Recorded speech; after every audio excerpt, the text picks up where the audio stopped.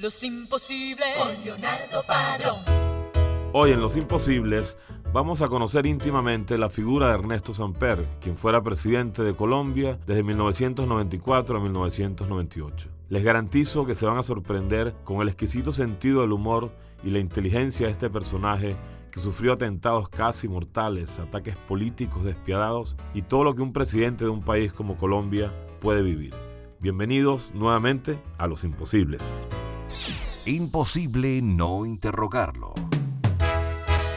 Ernesto Samper, el expresidente que venció a la muerte. Por supuesto que preferimos que el tema de la paz se resuelva en un escenario democrático. Bogotá, carrera séptima, Torre Tequendama, piso 27, 5 de la tarde. De todos los oficios del mundo, quizás el más apetecido, el más peleado, el que genera más sangre, muertos y guerras incontables, el que hace que se gasten fortunas enteras para conseguirlo, el que moviliza países enteros en su discusión, el que hace que se derramen kilómetros de tintas en los periódicos, infinitas horas de televisión y miles de personas marchando por las calles, es el cargo de presidente de un país. A lo largo de la historia de la humanidad, centenas de hombres se han entregado a la tarea de conquistar ese cargo. Solo pocos lo han hecho. Hoy estamos frente a uno de esos hombres, Ernesto Samper, quien fue elegido presidente de Colombia en 1994. Y hablar de Colombia es hablar de uno de los países más convulsos de la tierra. Este hombre que fue cajero de banco, secretario general del Partido Liberal, senador, ministro, embajador y finalmente presidente, tiene alojadas en su cuerpo 4 balas que no pudieron matarlo en un atentado atribuido al cartel de Medellín y que iba dirigido a Luis Carlos Galán. Samper ha sido uno de los presidentes más polémicos de la historia reciente de Colombia. En plena presidencia se le acusó de haber recibido $6 millones del narcotráfico, específicamente del cartel de Cali. Sus opositores intentaron desbancarlo del poder, pero no pudieron. Él sigue allí, aferrado a su verdad, a su historia, exudando simpatía por los 4 costados de sus balas.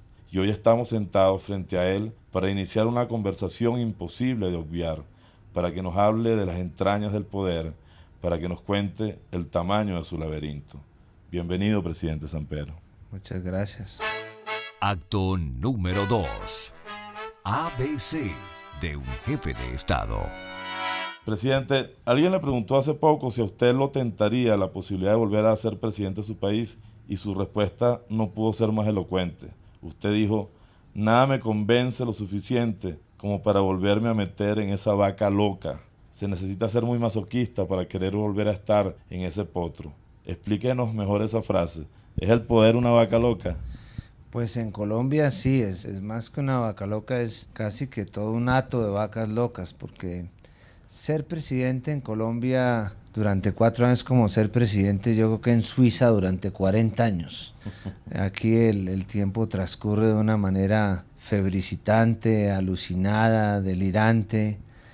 Digamos que hay algo que está absolutamente seguro de ser presidente en Colombia, es que uno no se aburre. Es un cargo bastante divertido, pero obviamente con muchas más implicaciones que en cualquier otra parte. Yo, ahora que estoy gozando de las ventajas de ser expresidente, acostumbro a decir, y esto no le gusta a algunos amigos ni tampoco a mis enemigos, que si uno pudiera ser presidente sin ser expresidente sin ser presidente, esa sería la condición ideal, la condición ideal. La naturaleza del poder arrastra demasiados mitos. Uno de ellos es el de la famosa soledad del poder. Yo recuerdo cuando el expresidente venezolano Jaime Lucinchi, el día que tomó posesión de su cargo, él dijo una frase muy significativa. Él dijo: no me dejen ser un pobre, poderoso solitario. ¿Es realmente tan solitario el poder? Sí, hay una relación casi que directamente proporcional entre el tamaño de las decisiones que uno tiene que tomar y el grado de compañía que puede aspirar a tener para tomarlas. Entre más difícil sea la decisión, entre más complicada o compleja, más solitario uno está. O sea que este tema de la soledad del poder no es simplemente una figura retórica o poesía política. Es realmente algo que se da y que no se conoce sino cuando uno llega a la presidencia, porque a nadie lo preparan para ser presidente. Uno realmente solamente cuando llega a la presidencia se sienta en el sillón y comienza a mandar sabe lo que es ser presidente. Yo, por ejemplo, una de las primeras sorpresas que tuve en la presidencia fue que saliendo de mi despacho vi un jarrón, de los jarrones chinos que andan por todo el mundo dando vueltas, y dije, no me gusta ese jarrón, y cuando volví a la hora el jarrón ya no estaba, lo han mandado a fusilar en el batallón guardia presidencial. O sea, ahí es cuando uno se da cuenta de lo que es ser presidente. Pero además también supongo que lo de la soledad del poder es porque tienen muchos cordones de seguridad, que en el fondo está rodeado de gente que no son amigos de usted, no forman parte de su patria afectiva, ¿no? Eso también hace que se sienta como solo, ¿no? Son dos tipos de soledades distintas, la soledad política a la cual uno está relativamente acostumbrado y la soledad afectiva. Esa segunda, que es la soledad que se produce por la falta de afecto, por no tener cercanos la gente que se la está jugando con uno, que en el fondo son sus familiares, y la gente que tiene tanto que perder o que ganar con una circunstancia favorable o desfavorable como uno mismo. Esa soledad sí es realmente la que más impacta y la que más golpea. Pero la otra soledad, yo creo que uno se acostumbra a jugar en solitario. Presidente Samper, Nietzsche dijo una vez, y luego Kissinger propagó la especie, de que el poder era el mayor de los afrodisíacos. ¿Qué opina usted de esa frase? Pues puedo darle la lista a una serie de amigas mías para que les pregunte. Yo no quiero, no voy aquí a develarle datos trascendentales al respecto. Pero sí, definitivamente la libido imperandi puede llegar a ser mucho más importante que la libido libidinosa.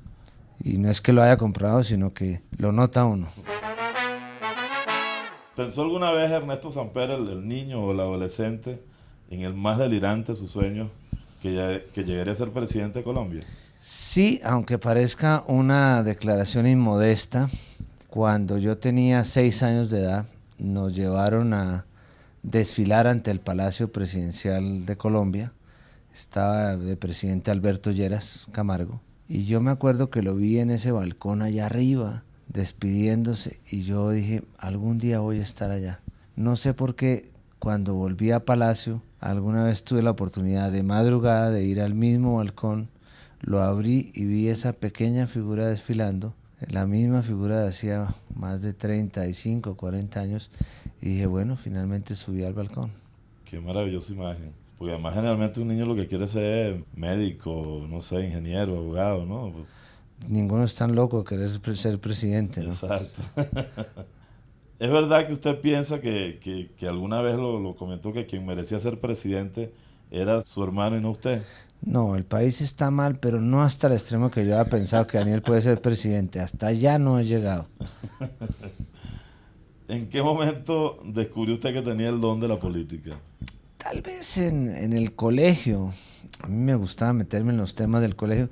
Yo fui un lamentable nerdo, que llaman ahora, digamos, era demasiado buen estudiante, ¿no? Mis hermanos trataban de explicar mis notas diciendo que yo tenía cierto ascendiente sobre las profesoras. No es cierto. Yo estudiaba mucho más que ellos. Pero ahí me comencé a meter en ciertos círculos de estudios, comencé a buscar aumentos de salarios para los profesores del colegio, yo manejaba pues la Cruz Roja Juvenil, y eso lo fue uno involucrando. Para mí la política es la gente y el contacto con la gente. Y si usted me pregunta qué es lo que más le gusta de la política, seguramente le daré una respuesta que contradice lo que le dirán muchos otros políticos. Y es el atafago, la gente y los tumultos. A mí lo que me gusta es la gente. O sea, estar rodeado con la gente. Estar rodeado la gente, que me toquen, saludarlos, tener una expresión cálida con ellos, interactuar con ellos. Eso es lo que me mantiene vivo. Cuando tuve tantas dificultades en el gobierno, bueno, creo que durante casi todo el gobierno, una de las cosas que yo hacía religiosamente los viernes es que iba a la provincia a hablar con la gente y a estarme con la gente y a quedarme a dormir en la provincia. Eso me permitía tener como una especie de recuperación automática de la capacidad de trabajo. Y eso también no va cosido con una suerte de masaje al ego también.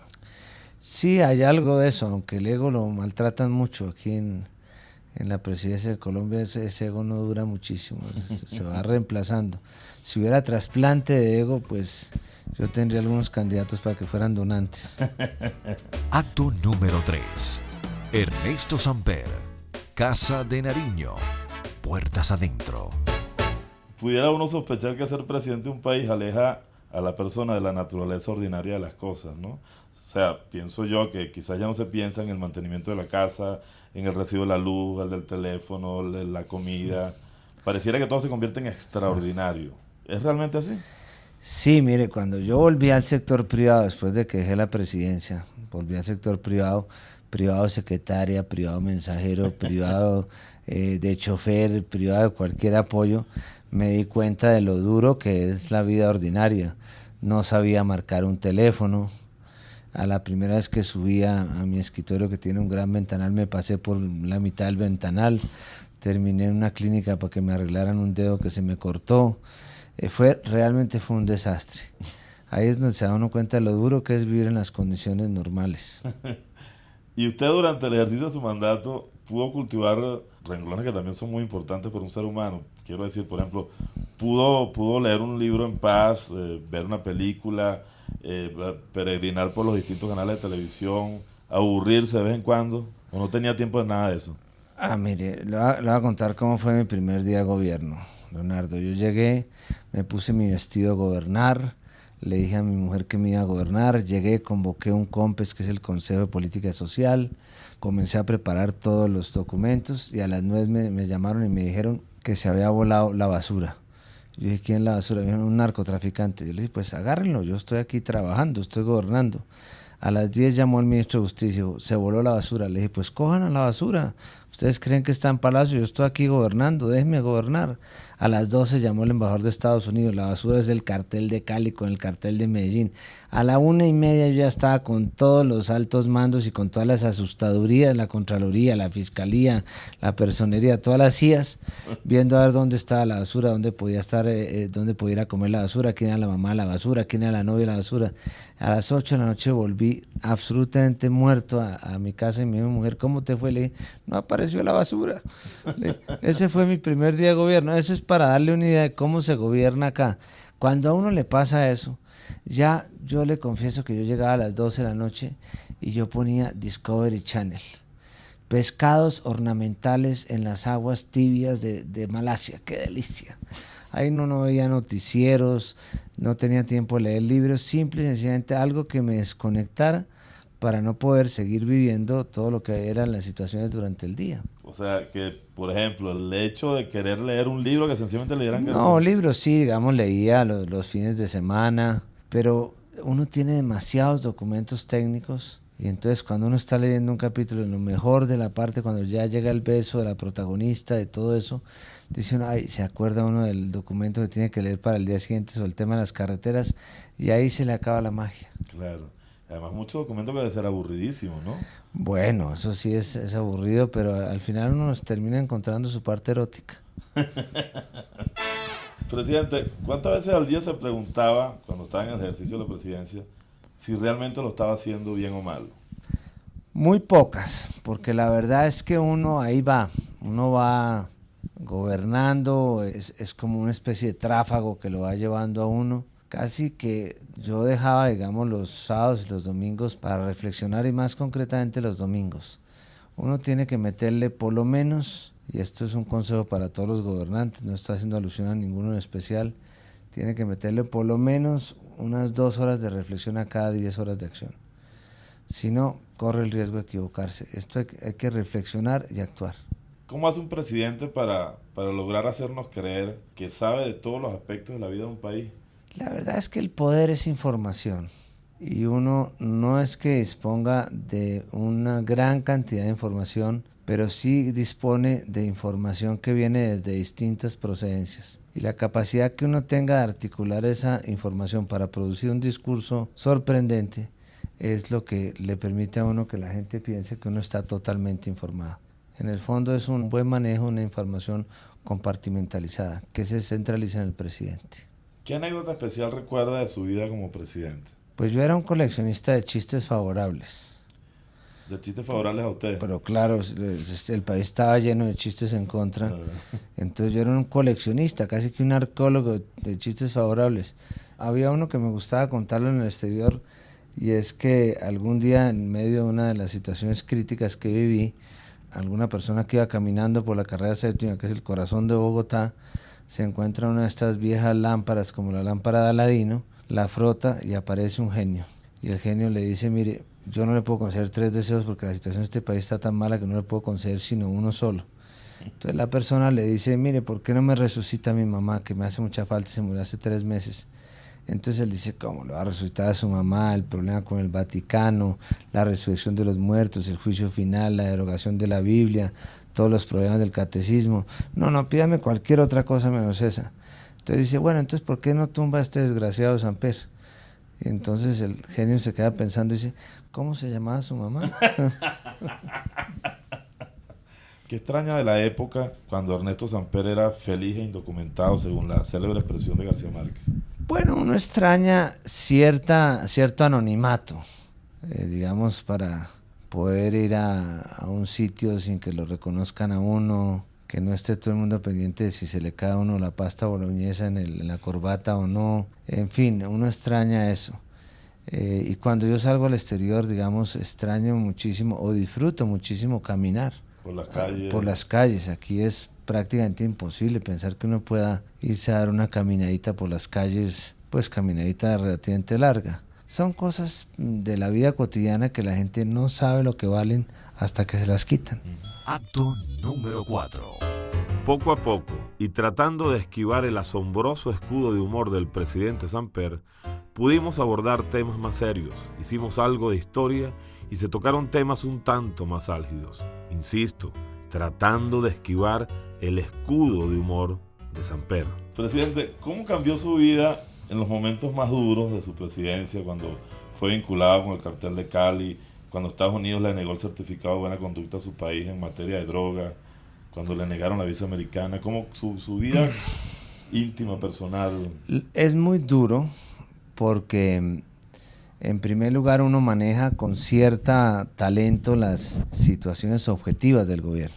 Pero ya cuando las situaciones se vuelven subjetivas, cuando ya lo que está de por medio es tu honra, tu dignidad, la honra y la dignidad de tus hijos, cuando lo que se está es atacando en el corazón mismo, pues es difícil diferenciar las dos cosas sin incurrir en desviaciones de poder o en actuaciones autoritarias.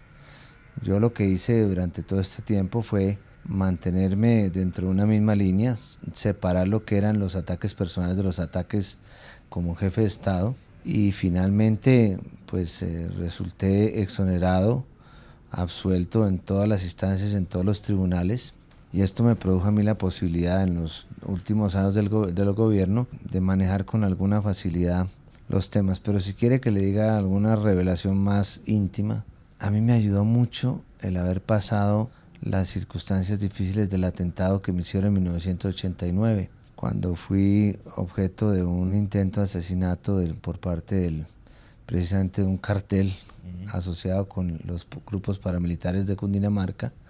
Ahí recibí 14 impactos de bala, de los cuales todavía llevo algunos adentro, y estuve 2 meses entre la vida y la muerte. Alcancé a ver esas situaciones de desdoblamiento que frecuentemente hablan, alcancé a estar más del otro lado que de este lado, alcancé a ver el famoso túnel de la luz, etc.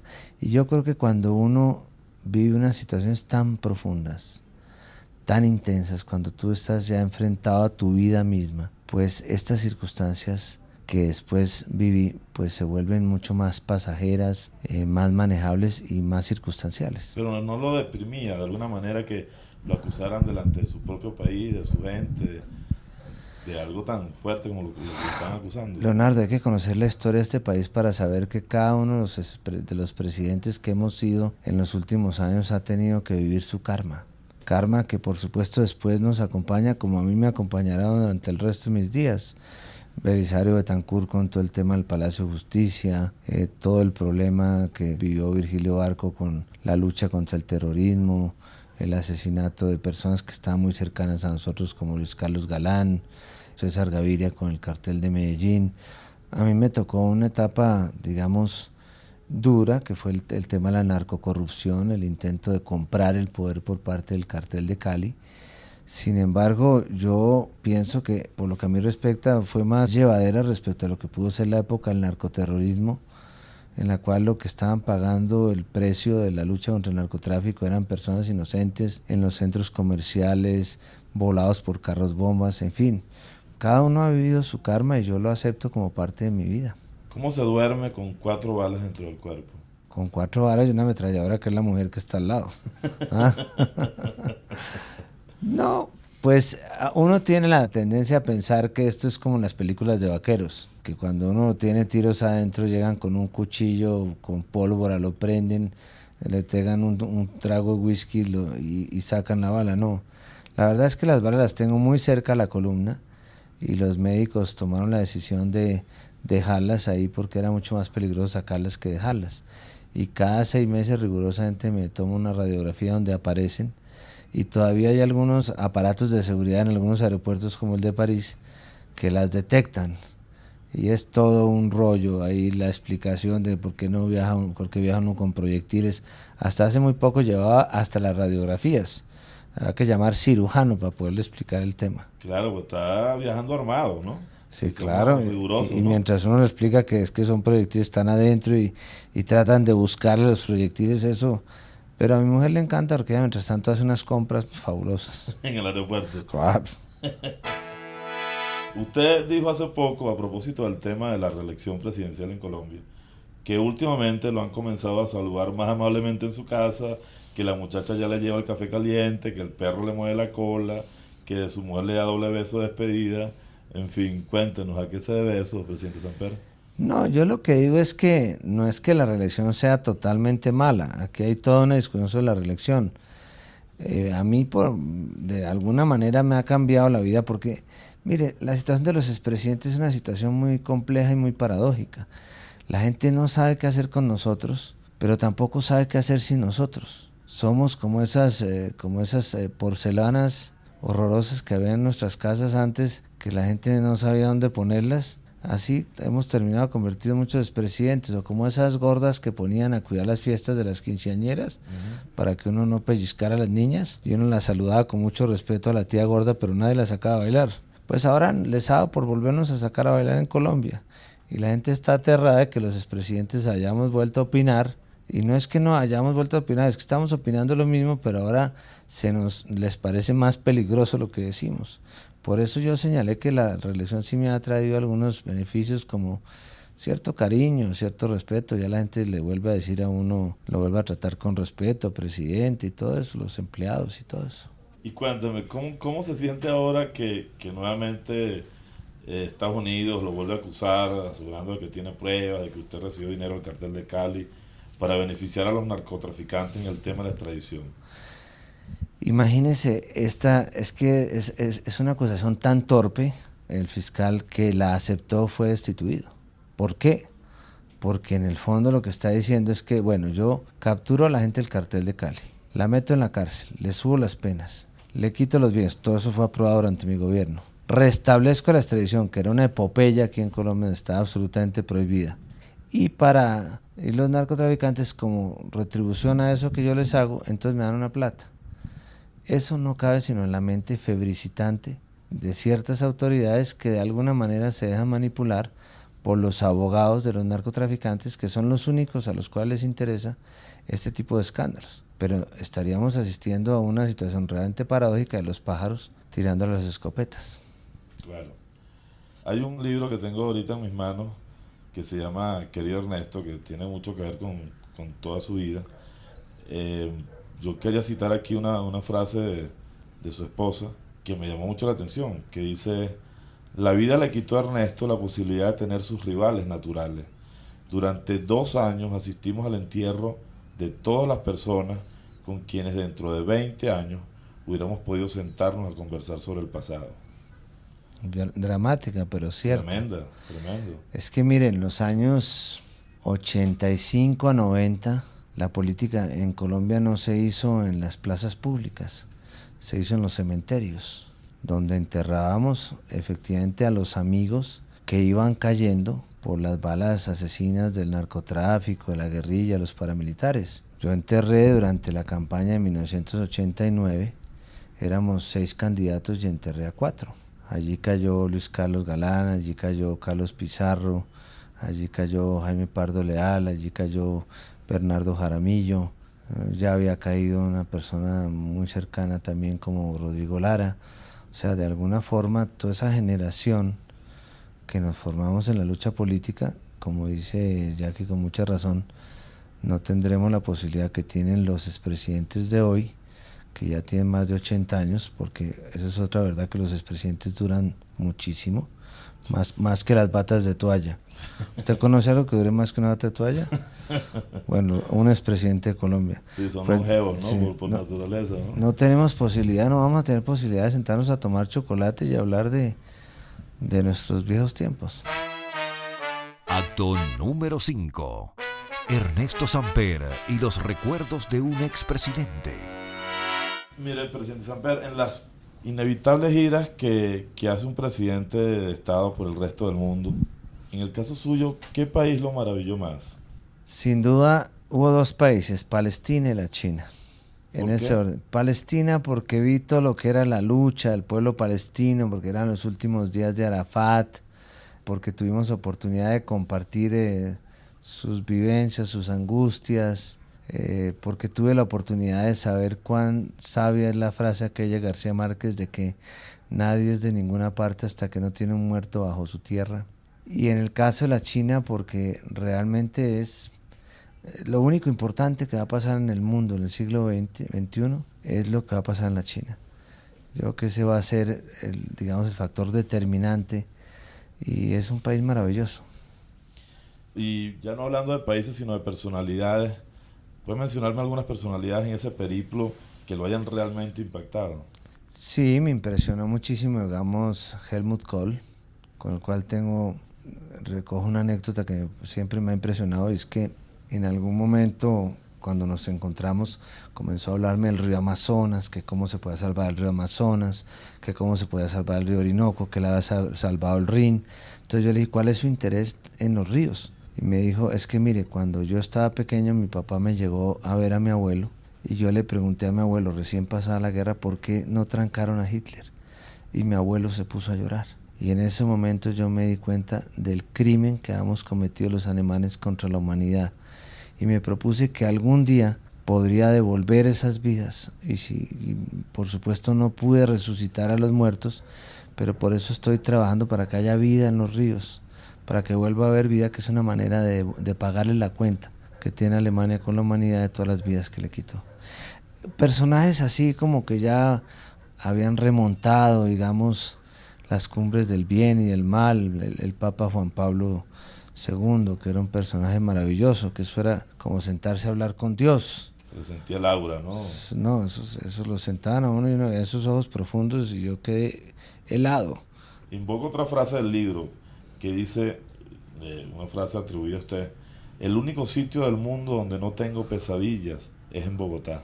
Eso es cierto, no sé, es una cosa curiosa, pero cuando yo salgo al exterior, pues la primera noche estoy, digamos, relativamente cansado y duermo bien, pero luego comienzo a tener unas pesadillas que Kafka se horrorizaría de las pesadillas que comienzo a tener.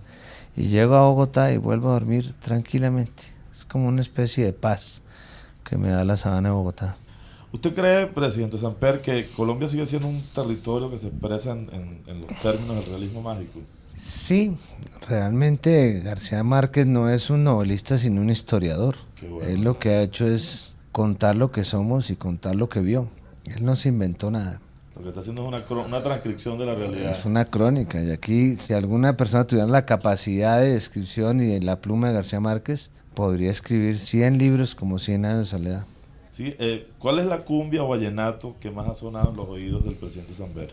Bueno, hay muchos, ¿no? Y cada político tiene sus vallenatos preferidos, sus cumbias preferidas. El mío preferido es uno que se llama, creo que el título es Tus ojos, no sé si lo ha oído, que dice: mírame fijamente, mírame con amor o con enojo, pero no dejes nunca de mirarme porque quiero morirme bajo tus ojos. Mírame fijamente hasta cegarme.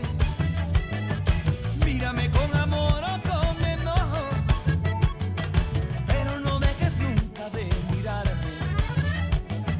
Porque quiero morir bajo tus ojos. que al parecer fue un vals inicialmente y luego se convirtió en un vallenato. ¿Usted se atrevería a decirnos cuál es, según su criterio, el mayor error que cometió en su gestión presidencial? Yo creo que confiar en algunas personas. Confié demasiado en algunas personas y esas personas finalmente me traicionaron, que fueron los que salieron a alimentar la conspiración, porque aquí también hubo una conspiración. Dígame una palabra que se parezca a lo que cree es su propia evaluación como presidente de su país. Yo diría que si yo escribí un libro cuando salí que se llama Aquí estoy y aquí me quedo, que además aspiro a que sea el epitafio en mi tumba. Pero quizás yo quisiera que me recordaran los colombianos como un presidente social. Realmente eso es la impronta que yo aspiro a haber dejado en Colombia, es la de mis programas sociales, la red de solidaridad social, los subsidios de salud, el apoyo a los maestros, en fin, una serie de programas que de alguna manera eran el reflejo de lo que fue mi carrera durante muchos años. En la próxima parte, Más sorpresas para el oído de Samper, más humor inteligente y las cosas que uno jamás pensaría de un expresidente. Pues ustedes ya por lo visto tuvieron el apoyo de los servicios de inteligencia colombianos para hacer este programa.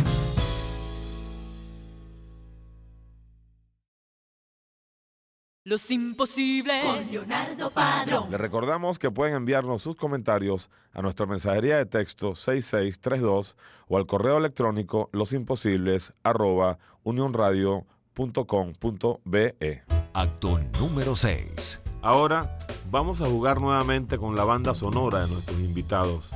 Estimulemos la memoria instantánea de Ernesto Samper con estos sonidos y veamos qué pasa con él. Quiero recordarle a mi querido padre en este momento que cuando quiera me puede pedir cualquier consejo jurídico. Él sabe que ahí tiene mi apoyo incondicional, porque para las materias de pronto no se destaca mucho, y asimismo pedirle todos los consejos en política que él me pueda dar.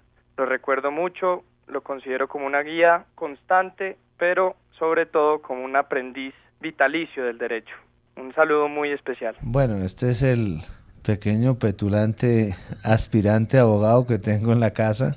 Que Soy yo Miguel, ¿no? Sí, es mi hijo Miguel, que está en quinto derecho, que obviamente para cualquier circunstancia de la vida tiene una manera de presentarlo dentro de un ropaje jurídico que deja bastante confundida a la mamá, que es economista, y que yo le traduzco al lenguaje cotidiano. Pero sí, efectivamente él aspira a ser mi maestro en temas jurídicos, que es lo que aspiramos todos cuando estamos en quinto derecho, antes de haber pedido el primer puesto en la vida. Cuando pida su primer puesto, volverá a su padre para beber en las fuentes del saber. Oigamos este segundo audio, presidente Samper.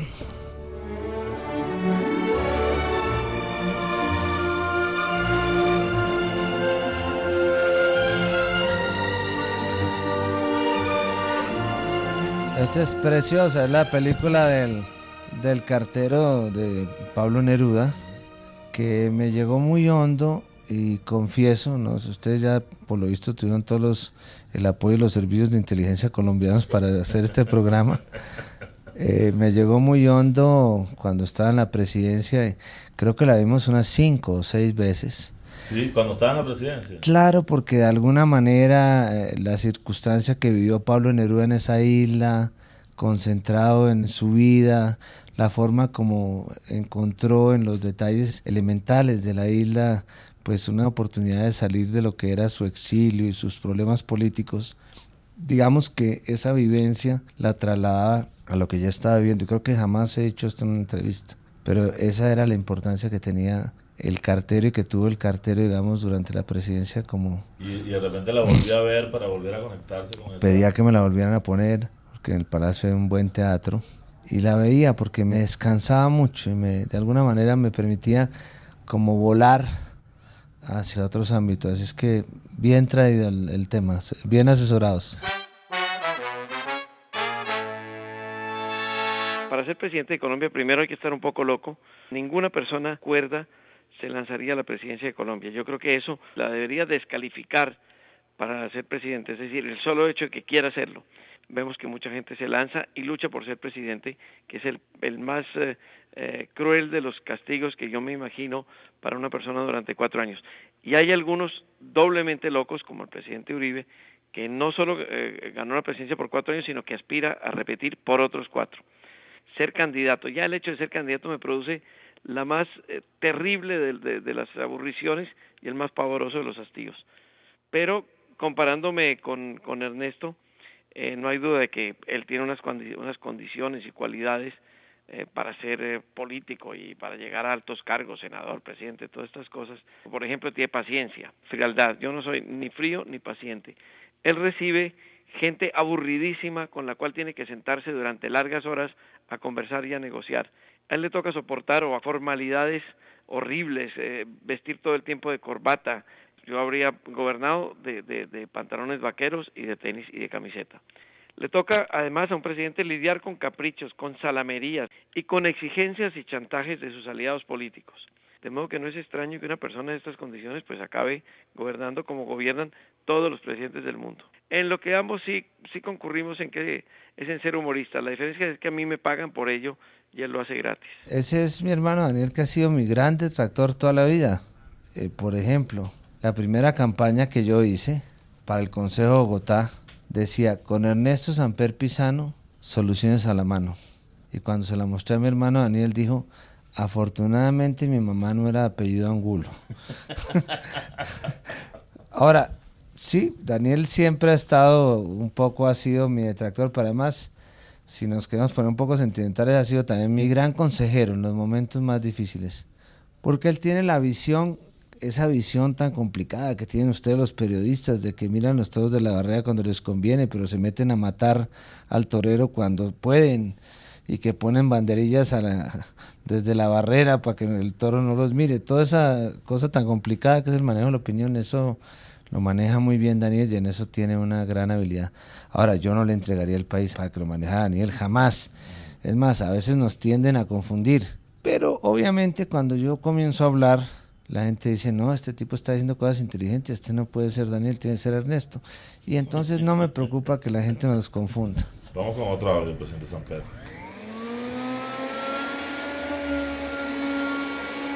Es el gazpacho. ¿Será? Es una aspiradora, que entiendo que la joda, el sonido de la aspiradora. Creí que me han puesto la licuadora porque yo soy productor gazpacho.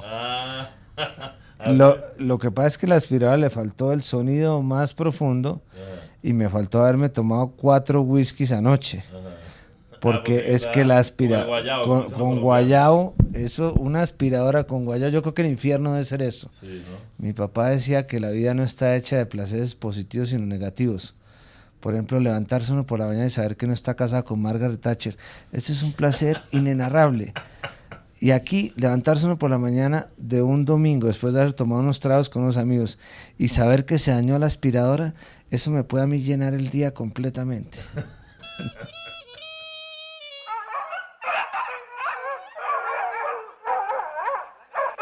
¿Esos son mis hijos peleando?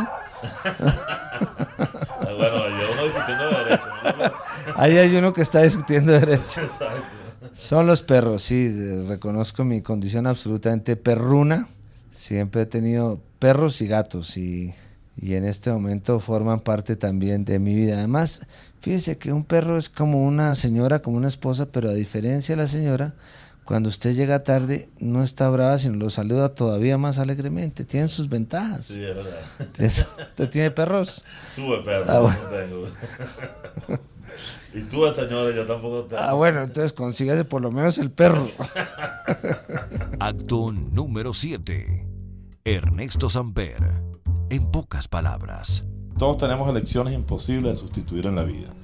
Dígame una ciudad imposible de olvidar para usted. Praga. Una canción. Gracias a la vida, de Violeta Parra. Un miedo. A la soledad.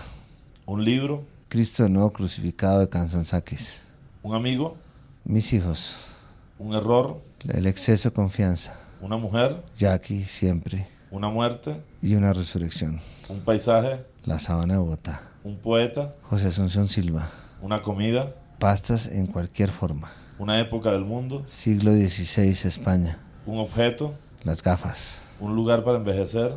Cartagena de Indias. Un grupo musical, Los Beatles. un colombiano, El colombiano. un estadista del mundo, Churchill. un jamás, Nunca. un evento en la vida de Ernesto Samper, La presidencia de la República. una frase que se parezca a lo que piensa de Colombia. Ser colombiano es un honor que cuesta. Bueno, presidente Ernesto Samper, déjeme decirle que me ha dado una entrevista estupenda. Es usted una persona de una inteligencia y un humor maravilloso. Le agradezco mucho la entrevista. Y además quería entregarle en nombre del equipo Unión Radio algo que sé que le gusta mucho, que son los tabacos. Estos son unos tabacos venezolanos. Muchísimas gracias, Leonardo, y también a sus queridas asistentes. Espero tener la oportunidad pronto de ir a Caracas, que como he sostenido siempre es la capital de la alegría caribe. Bueno, será bienvenido siempre. Muchas gracias. Gracias, presidente. Y en esa larga avenida bogotana, acariciada siempre, implacablemente por la lluvia, dejamos a más que un expresidente, a un sobreviviente honesto de esa raza tan variopinta y compleja como lo es la del político latinoamericano. Ajá, ¿quiere que En el hable? nombre del Padre, del Hijo, del Espíritu Santo. Amén. En la producción general de Los Imposibles, María Antonieta Lanz y Jonathan Reverón. Los imposibles vas a escuchar. A usted le quedaron unas balas en el cuerpo y no se los pudieron sacar. Pero no hay que mostrarlas porque es de radio la entrevista.